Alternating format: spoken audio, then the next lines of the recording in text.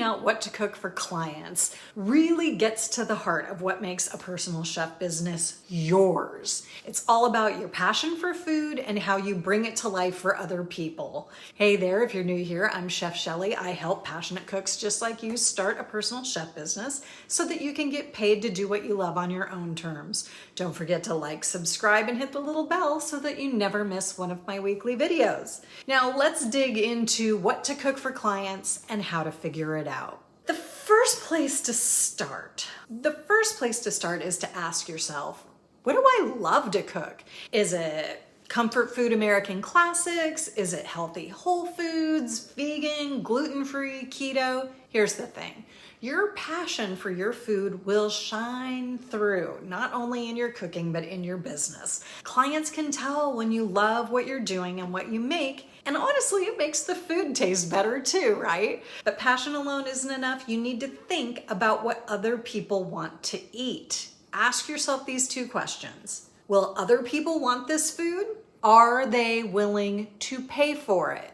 If the answer to both of these is yes, that's when you're on the right track. Now, if your dream menu is all about American comfort food or popular diets like paleo and keto or vegan, you are golden. There is always a demand for these type of meals. But if your passion is something super specific, like a very niche ethnic cuisine, then you need to think about your local community. Is there a large enough group of people nearby who love and value this type of food? More importantly than that, though, is are they willing to pay for it? And will they pay what you want to get paid? For example, if you're making authentic Malaysian street food, but you live in a small town where most people are eating burgers and barbecue, you might have a hard time finding enough clients. If you live in a big urban diverse city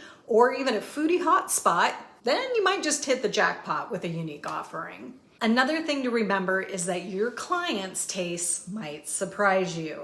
Many people just want good, homemade food that they can enjoy with their families, not Instagram-worthy plates. When I started my business 1,000 years ago, I thought I was gonna be cooking fancy gourmet dishes all the time. And yeah, when I started focusing on meal prep services more than catering, what most of my clients wanted was home-style meals, regular, what we consider normal food that they can eat and love after a long day, especially if they had young kids. Still not sure what to cook?